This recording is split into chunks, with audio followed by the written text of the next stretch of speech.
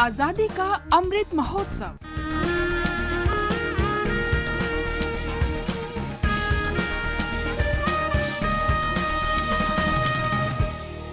Azadi ka Safar with AIR News. Birth of a Nation. India's glorious freedom struggle is one of the greatest struggles the modern world has ever witnessed. AIR News brings you a glimpse of the struggle every day. जब तक जनगण मन का मान रहेगा, जब तक ये संविधान रहेगा, अरे हे,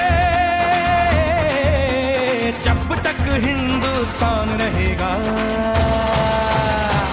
बाबासाहेब नाम रहेगा. In today's episode, we remember the architect of the Constitution of India, Bharat Ratna BabasahebDr. Bhimrao Ambedkar, who was born on 14th of April 1891 in MHOW, Madhya Pradesh. Young Ambedkar faced a lot of social discrimination while academically training himself, but he surpassed all of them. He prevailed against all the odds and completed a PhD in economics from Columbia University in New York City. Columbia University में सीधे ही जाते हैं, बड़ी सुगमता से ही उसमें दाखिल हो जाते हैं. He also secured a DSc in economics from the London School of Economics. Being a victim of caste discrimination, which inspired him to work towards the cause, and with the help of the Maharaja of Kolhapur, he founded a weekly journal, Mooknayak, which criticized the orthodox beliefs of Hindus. He also founded the BahishkritHitakariniSabha to provide education and socio-economic improvement to the backward class. Instead of taking the route of violence, he led a satyagraha movement, fighting for the rights of so-called untouchables. Babasaheb was nominated to Bombay Legislative Council in 1926. In the Poona Pact in 1934, Babasaheb reached an understanding with Gandhiji accordingly, where instead of a separate electorate, seats were reserved for depressed class legislative assemblies and the Central Council. In 1935, he was appointed as the principal of the Government Law College, and the following year, he founded the Independent Labour Party, which went on to secure 14 seats in the 1937 Bombay elections when Dr. Ambedkar was also elected to Bombay Legislative Assembly.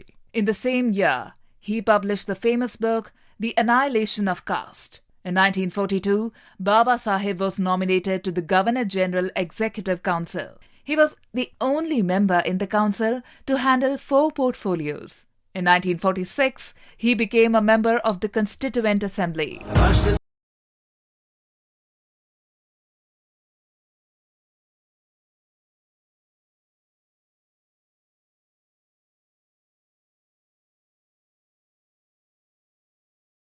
As the chairman of the drafting committee of the Constitution of India, he aimed to bring about a social revolution in the country, freeing it from any sort of discrimination. Our difficulty, as I said, is not about the ultimate future.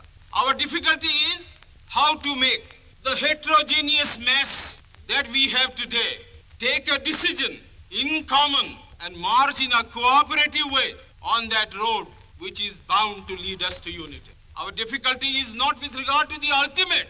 Our difficulty is with regard to the beginning.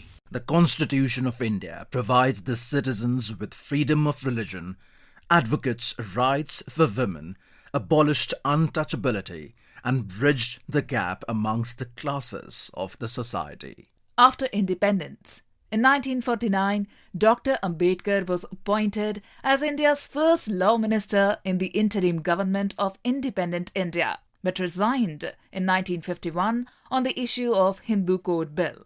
Dr. Ambedkar also helped establish the Finance Commission of India, and it was through his policies that the nation progressed both economically and socially. He was posthumously awarded the Bharat Ratna in 1990. We salute the great nationalist social reformer.